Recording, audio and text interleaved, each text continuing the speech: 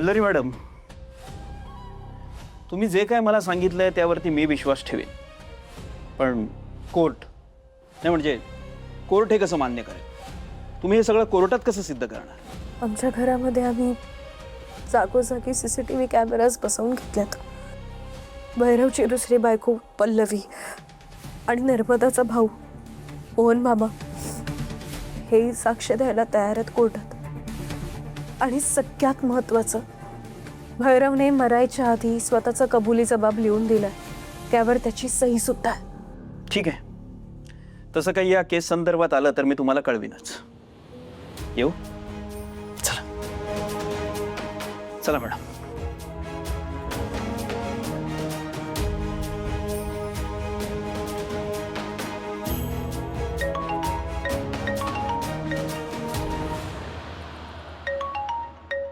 अजितचा phone येतोय. Speaker बटा. हा अजित बोल. हर्षित, अरे वल्लरी, तेजा, तुम्ही कुठे आहात? अरे प्रेरणा, आपली प्रेरणा, अरे तुम्ही या ना लवकर प्लीज. तुम्ही प्लीज या लवकर.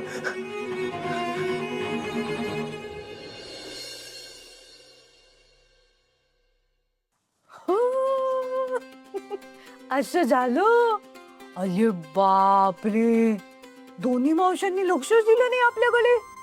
तिच्या मावशीनी पण नाही आणि वल्लरी मावशीनी पण नाही. आता काय करायचं? शुशू केली होती तुम्ही तरी लक्ष दिलं नाही. आता काय करायचं बोलो? आता आपण त्यांचं घर उन्हात बांधूया. उन्हात बांधू आणि नंतर त्यांनी आपल्याला उचलून घेतलं ना की त्यांच्या अंगावरच शुशू घालू. 1.5 महिना झाला असेल फक्त या छोट्या प्रेरणाला येऊन, पण 1.5 महिन्यामध्ये आपली मैत्रीण आपल्यापासून हिरावून घेतली ग. नाहीतर काय पिल्लू, नाही तुला येऊन 1.5 महिना झालेला असला तरी वल्लरी माऊचं 9 महिन्यांनी आपल्या सगळ्यांकडे किती लक्ष आहे ते आपण बघूया. हो की नाही? नाही, हे बरोबर आहे. 9 महिन्याने तू सुद्धा प्रेरणासारखंच वागणार आहेस. गप्प बसा तुमच्या ताई. हो, नाही बरोबरच आहे. काय बरोबर आहे? हो ग? अशीच बोलतात ना या. एक मिनिट, आपण इथे गप्पा मारत बसलो, आपले नवरे कुठे आहेत? काय ग पिल्लू, तुझे बाबा आणि त्याचे काका कुठे आहेत? कुठे असणार? हिचे बाबा कॅप्टन आहेत ना त्यांचे, त्यामुळे जिथे असायचे तिथेच असतील.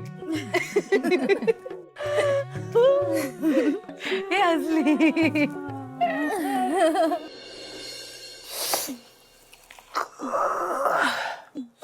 हर्षित, आता रडून का उपयोग?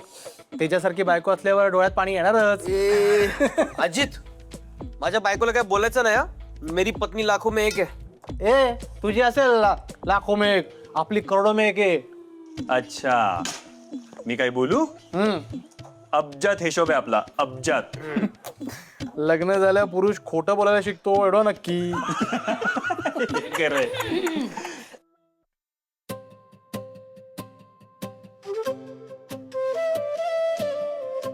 मग मास्टर शेफ झाला का स्वयंपाक? आणि तू रे, तोंड कमी हात जास्त चालव ना. काय आणि कोण खोटं बोलायला शिकलाय लग्नानंतर? अजित, अच्छा, खोटं हा? नाही, खरं खरं खरं. लग्न झाल्यावर पुरुष खरं जगायला शिकतो एवढं नक्की. असं ते खरं होतं ना, तुला खोटं वाटलं ते असं. इथे थोडस ऍप्लिकोट उर्दू. काहीही खोटंही बोलता येत नाही ना. कोणीतरी आलं, मी बघतो. अरे अजित भाऊजी खरंच कॅरेक्टर आहे ना? हो, कारण त्याला खोटं बोलता येत नाही ना. थँक्यू. किती सुंदर कांदा काप. हे वल्लू, तुझं लेटर आहे. मग बघा ना. बर, असं फुल बनव ना तू. काय लिहिलंय? हे वल्लू, वा, काय कॉंग्रॅच्युलेशन. तू वाच. काय झालं? वल्लरीला मुंबई हायकोर्टात केबिन असाइन झालीये. क्या बात आहे. वल्लरी, कॉंग्रॅच्युलेशन. क्या बात. स्वामी, आमच्या मैत्रिणीला असंच यश मिळू दे, अशीच भरभराट होऊ दे तिची. ए आता पार्टी झाली पाहिजे हा? पार्टी पार्टी हो, देणार. एक एक एक मिनिट. एवढी आनंदाची बातमी आहे, तुझा का चेहरा पडलाय? तेजाताई, प्रेग्नन्सीमध्ये असं मुंबईला अपडाऊन करणं मला नाही जमणार हो. खूप हेक्टिक होईल. तो फिर शिफ्ट हो जाओ ना, अप डाउन क्यों करना है? नाही माझ्या प्रेग्नन्सीमध्ये सगळे महिने माझ्या सोबत हवेत मला. मी नाही करणार हे एक्सेप्ट. गुल्लू, वल्लरी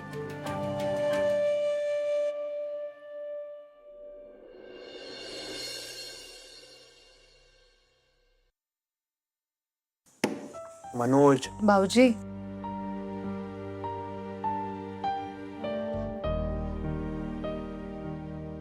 मनोज अरे यार, काय सांगू तुम्हाला. खरं तर ही प्रोसेस आहे ना 7 महिन्यांपूर्वी सुरू झाली होती. नानावटी सर वल्लरीचं मेंटर आहेत, ते तिला किती सपोर्ट करतात हे तुम्हाला सगळ्यांना चांगलं माहिती आहे. वल्लरी ज्या उत्तम पद्धतीने केसेस हँडल करते ना, ते पाहून तू हायकोर्टात प्रॅक्टिस सुरू कर असा सल्ला त्यांनी दिला होता. आणि वल्लरी तेव्हा हो सुद्धा म्हणाली होती. पण मग माशी शिंकली कुठे? अरे मंजुषा प्रकरण, त्यानंतर नर्मदा प्रकरण, त्यामुळे हे सगळं राहून गेलं. तर नेमकी प्रेग्नेंट असताना ही बातमी आली, त्यामुळे तिचीही काही चूक आहे असं नाही म्हणता येणार. काय की काम करायचं म्हटलं की शिफ्ट व्हावं लागणार, धावपळ होणार. पण काही ना काही मार्ग निघाला असता ना. डायरेक्ट असं नाही नव्हतं ना म्हणायचं. मुझे लगता है कि प्रेगनेंसी की वजह से वल्लरी तो इमोशनल हो रही है, म्हणून तिला तिच्या मैत्रिणी तिच्या जवळ हवे असणार. अरे पण मैत्रिणी आहेतच ना, त्या कुठे जाणार आहेत? आम्ही आहोतच. एक्झॅक्टली. आणि मुंबईत शिफ्ट व्हावं लागणार आहे ना. मुंबई ठाणे असं कितीच अंतर आहे. ठरवलं तर रोजही भेटता येईल. खरंय. प्रेरणा, मी काय म्हणते, आपण जाऊन बोलूयात वल्लरीशी, तिला कन्व्हिन्स करूया. दिस इज व्हेरी इम्पॉर्टंट. बरोबर बोलतेस तू. मनोज भाऊजी, तुम्ही शिफ्टिंगच्या तयारीला लागा, आम्ही वल्लरीशी बोलतो. चल. अजित, हा हा. अजित, हर्षित, हाँ पिल्लूकडे नीट लक्ष द्या.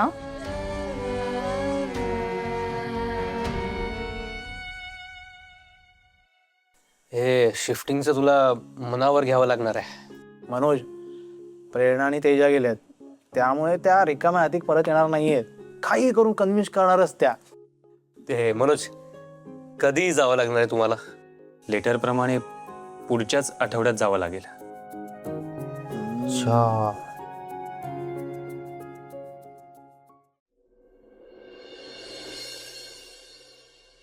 यार, या एका बॉक्स मध्ये कसं मागणार ए, यार वल्लरी, सगळं? ही ना तुझ्या महत्वाच्या डॉक्युमेंटची वेगळी फाईल करून ठेवली आहे. आणि काय घे ना, तुला पाहिजे ते कर. आणि ह्या लॉच्या पुस्तकांची एक वेगळीच तयारी करायला लागेल. सगळी बॉक्स लवकर करावं लागेल. ऐक ना प्रेरणा, असं करते का? करावं लागेल. 10 मिनिटात टेम्पो येतोय. हो, म्हणूनच घाई चालली आहे ना आपली. वल्लरी, हेल्प कर ना ग.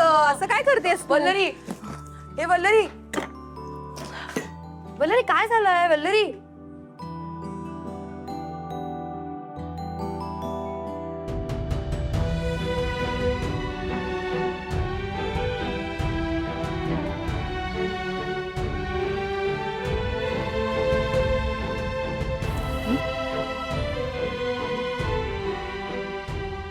तेजताई, प्रेरणाताई, हे घर बघा ना, आत्ता कसं दिसतंय.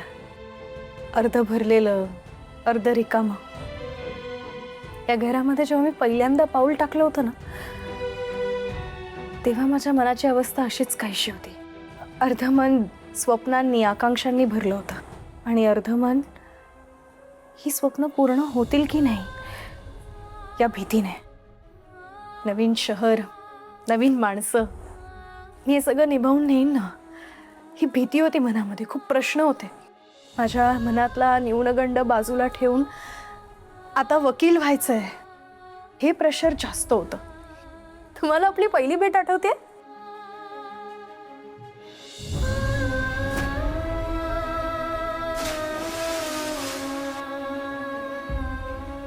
तू ह्याला ड्रॉप करायला आले होते? हा, ड्रॉप केलं, आता निघा.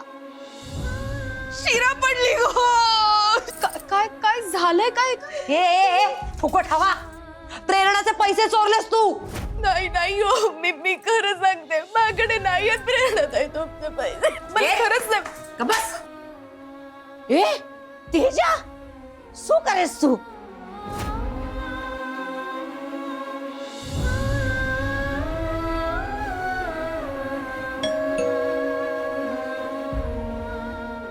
सासूबाई, कोण आलंय जरा बघता का? मायव आता या छोट्या प्रेरणाले सांभाळू का दरवाजा उघडू मी? मी नाही उघडत, तूच उघड. ओ गो बाई, ओले ओ.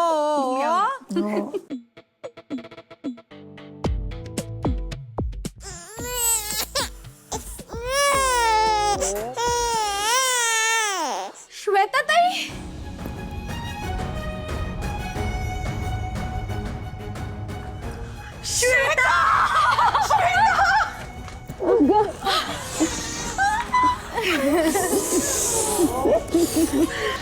काय मग हायकोर्टात एक स्पेशल वेगळी केबिन आपल्यासाठी. वा वा वा वा वा, कॉंग्रॅच्युलेशन. थँक्यू, तुम्ही आला. खरंच माझ्या या सक्सेसमध्ये तुमचा खूप मोठा वाटा आहे. मी खूप मिस केलं तुम्हाला. बस ग, उगाच रडवू नका आता मला पण. अरे छोटी प्रेरणा, ओ हसली. कोणासारखी दिसते? तिच्या मावशीसारखी. माझ्यासारखी? ओ थँक्यू. आईला शोधतीये ती. आय ग, झालं पॅकिंग? हे काय उलट चाललंय आता. टेम्पो आलाय खाली. श्वेताताई, कधी आलात तुम्ही? कसे आहात? मस्त आहे, आत्ताच आले. आणि कैलास कसा आहे? एकदम छान. ते मला न्यूज कळली तुम्ही दोघं मुंबईला शिफ्ट होणार आहात. आपल्या मैत्रिणीचं एवढं मोठं यश सेलिब्रेट करायला आपण इथे नाही, हे कसं चालणार म्हणून आले.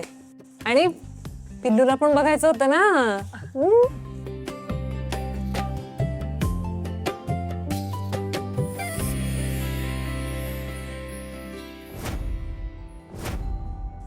काय काय दिवस पाहिले ना या घरात आपण. किती प्रसंगांना एकत्र सामोरे गेलो. काय काय चढ उतार पाहिले. सगळी सुख एकत्र एन्जॉय केली, सगळी दुःख एकत्र भोगली. पण एकमेकींची साथ आणि एकमेकींचा हात कधीच सोडला नाही.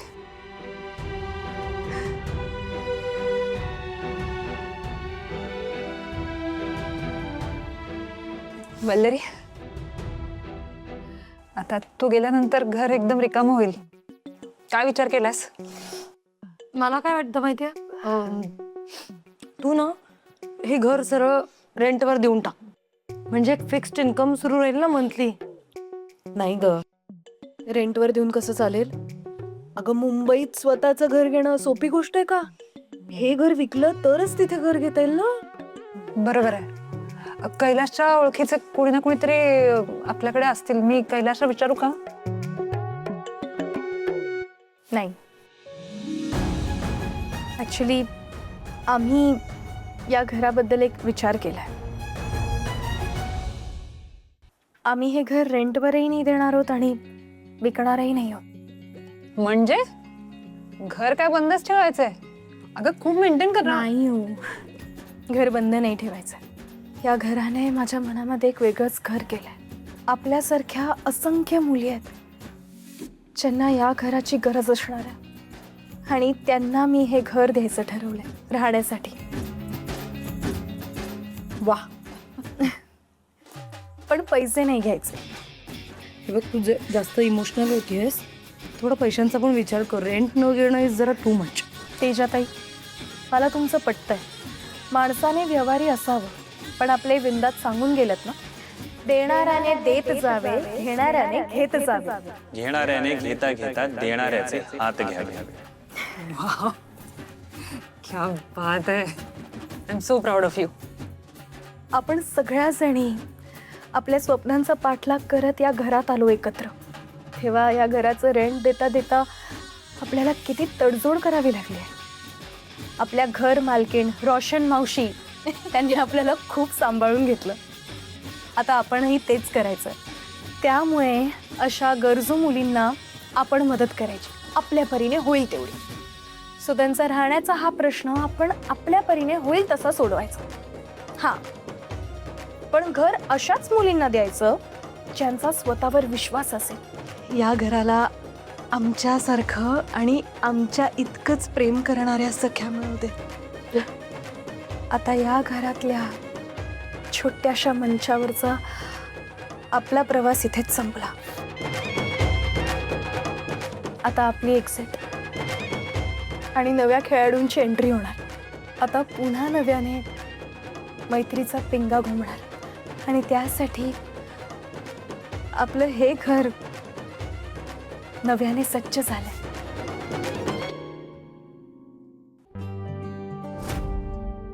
अरे आपण आता नव्या घरात चाललोय तर त्याला बी सांग ना आपल्या घरी यायला. नाही त्याचं कसं आहे की मी किती बी सुधारली असली तरी बी वल्लरीच्या चुगल्या तुमच्या जवळ सांगितल्याशिवाय मला जेवण तरी जाईन का वो. सासूबाई काय अरे आप सब आ गए क्या? एक ग्रुप सेल्फी लेते क्यों?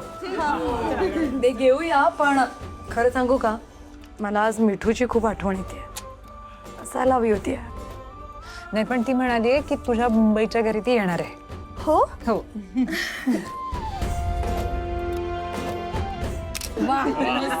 ये सेल्फी हमारे दोस्ती के नाम. मग मला सांगा बघू, तुमच्यासाठी मैत्री म्हणजे काय हो? मैत्री असते एखाद्या मस्त जमून आलेल्या रेसिपी सारखी. वा, आपलं माणूस चुकत असेल तर त्याचे डोळे उघडण्याची हिंमत म्हणजे मैत्री. मैत्री म्हणजे मनाचा तो सुगंधी कप्पा जो कधीही उघडला की आनंदच देतो. मेरे लिए दोस्ती मतलब आप सब लोग. वा वा वा वा, सुपर, मस्त, छान.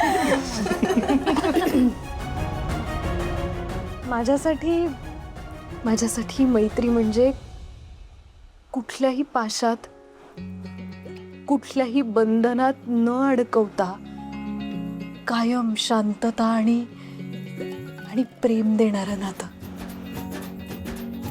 माझ्यासाठी मैत्री म्हणजे